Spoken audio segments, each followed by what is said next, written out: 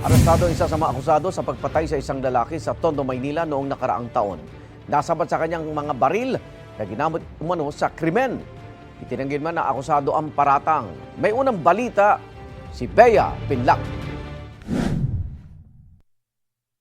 Hinabol at walang habas na pinagbabaril hanggang mapatay ng tatlong lalaking ito ang 25 anyos na lalaki sa Tondo, Maynila noong nakaraang taon. Umanggulo pa sila ng tira pababa ng tangkaing magtago ng biktima sa ilalim ng nakaparadang sasakyan. Maya-maya, sumakay ng motor ang dalawa para tumakas.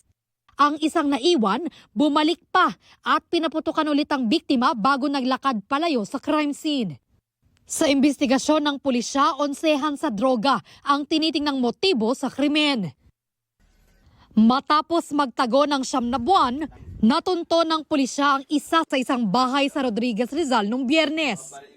Inaresto siya sa bisa ng warrant of arrest para sa murder.